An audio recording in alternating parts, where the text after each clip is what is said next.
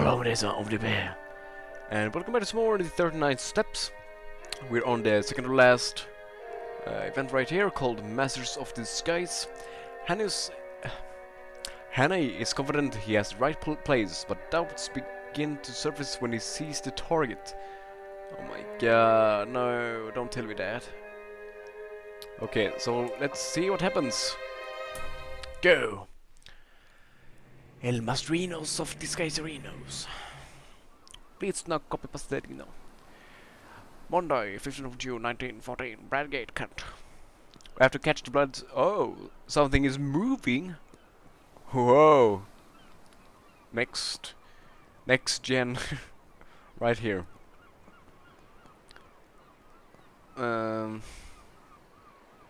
Wait, what was I talking about? I can't remember.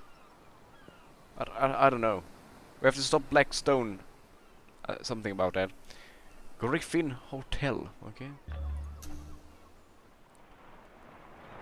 I hope this is the right place. Otherwise, that stupid sea man just fucked us over.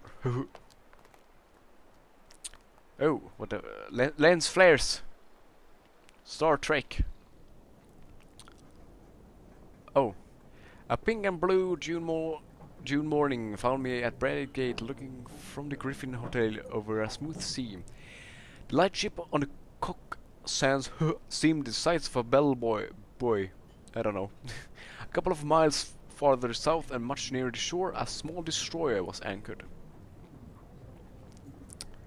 Okay. Skyfe had been in the Navy and knew the boat. He told me her name and her commanders, so I sent off a wire to Sir Walter. Collected small destroyer. Alright. And what is this one? The lightship on the Cock Sand seemed the size of a bellboy. Okay. Sure. After breakfast, Skyfe got from a house agent a key from the gates of the staircases on the Rough. I walked with him along the sands and sat down in a nook of the cliffs while he investigated the half dozen of them. I didn't want to be seen, but the place at this hour was quite deserted, and all the time I was on that beach I saw nothing but the seagulls. So the question is if we can find that stupid stairs. It took him more than an hour to do the job. Let's see. Everything depended on my guess proving right. He read aloud the numbers of steps in the different stairs. 34, 35, 42, 47, and 21, where the cliffs get lower. Oh, and 39. Scafe, we have them. Oh my god! I thought we wouldn't find it. We hurried back to the town and sent a wire to McGillivray. I wanted a half a dozen men, directed them to divide themselves among different specified hotels. Then Skyfe set out to prospect a house at the head of the 39 steps. It's all coming down to this. He came back with the news that both puzzled and reassured me. Skyfe's report. The house. The house was called Trafalgar Lodge and belonged to an old gentleman called Appleton, a retired stockbroker, the house agent said. Only 3 servants were kept, a cook, a parlourmaid and a housemaid.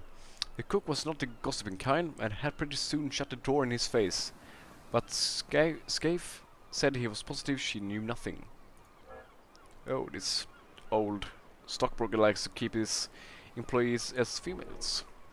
They were just the sort that you would find in a respectable middle-class household.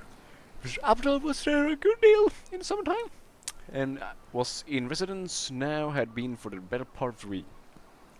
Scafe could pick up very little information about him, except that he was a decent old fellow, who paid his bills regularly and was always good for a fiver for a local charity. Right, next door there was a new house building which would give good cover for observation, and the villa on the other side was to let, and its garden was rough and shrubby. Oh, the knights say shrubbery. What the fuck did they say? No wait, no, they want Robin and the others to bring shrubbery. Yes. No! No! There we go. Sorry. I borrowed Scave's telescope, and before lunch went for a walk along the rough. You can't get seen, Mrs. Hannay. No!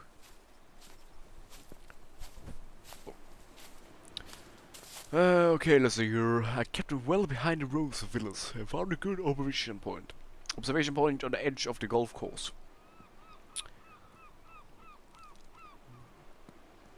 Okay.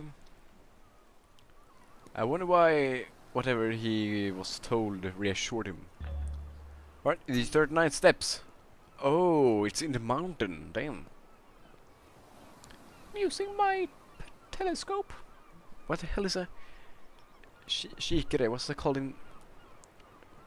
What the hell is that called in English? The thing that you zoom in like telescope but smaller. 2 eyes glass things. I can't understand that I forgot what it's called. Yeah, let's keep on going.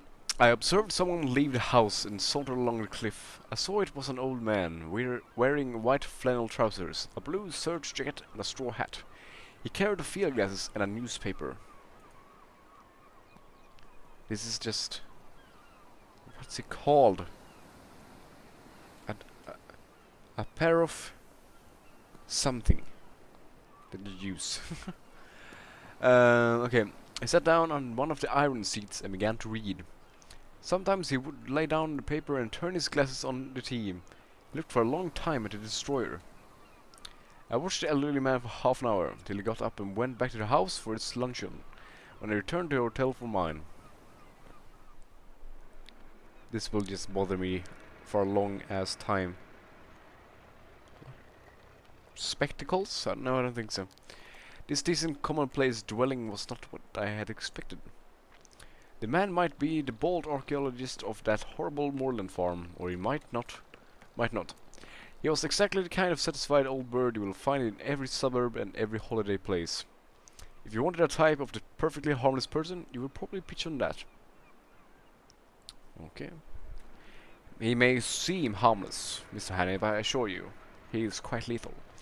After lunch I perked up, for I saw the thing I had hoped for, and had dreaded to miss. What? It's the... Ariadne. Her name was the Ariadne.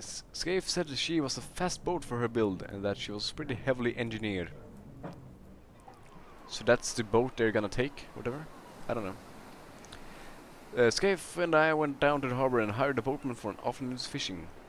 About 4 o'clock I made a boatman row us round the yacht, which lay like a delicate white bird, ready at the moment to flee. One of the men was polishing the brasswork. I spoke to him and got an answer in the soft dialect of Essex. Another hand that came along and passed me the time of day is an unmistakable English tongue. Our boatman had an argument with one of them about the weather, and for a few minutes we lay on our oars close to the starboard bow. Then the men suddenly disregarded us and bent their heads to their work as an officer came along the deck. He was a pleasant, clean-looking young fellow, and he put a question to us about our fishing in very good English. But there could be no doubt about him. His close-cropped head and the cut of his collar and tie never came out of England. I know Germans. That's racist. In the hotel I met the commander of the destroyer, to whom Scaife introduced me, with whom I had a few words. Scaife, I don't know.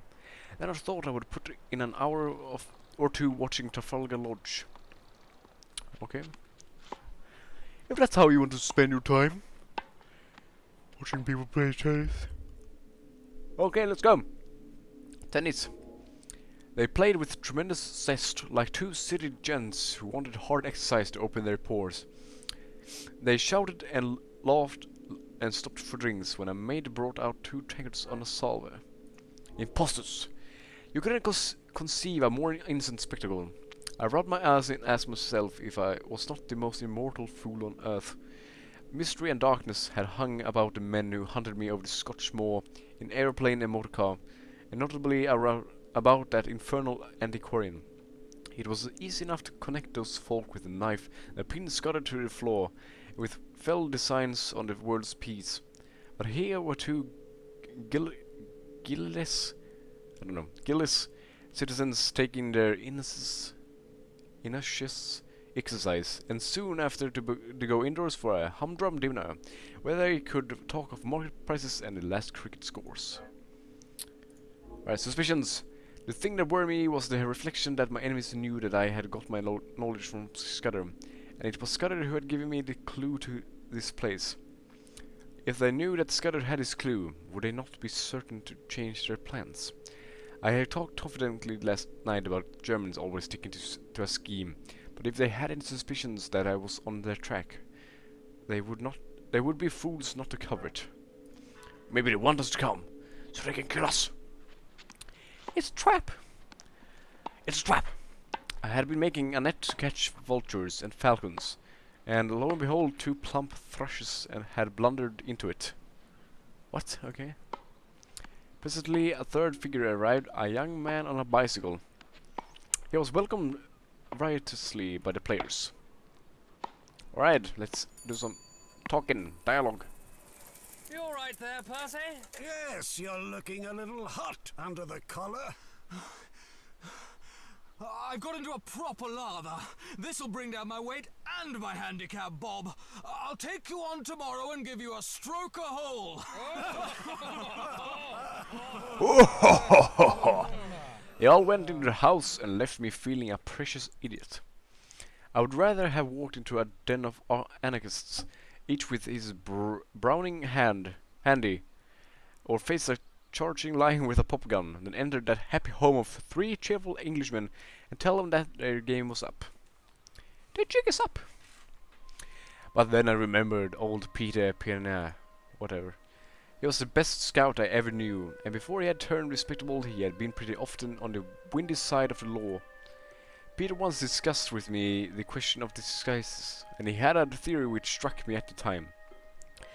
He said, bearing absolute certainties like fingerprints were mere physical traits were very little use for identification if the fugitive really knew his business. The only thing that mattered was that Peter called atmosphere. What? Those chaps didn't need to act. They just turned a handle and passed into another life, which came as naturally to them as the first. Peter used to say that it was the big secret of all the famous criminals.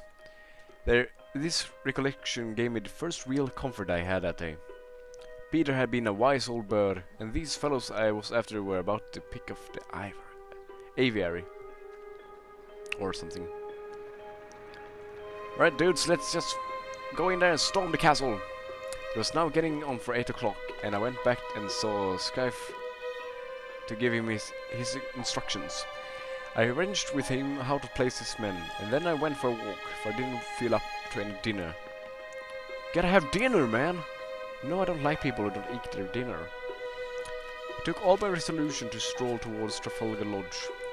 On the way I got a piece of solid comfort from the sight of a greyhound that was swinging along at a nursemaid's heels. He reminded me of a dog I used to have in Rhodesia.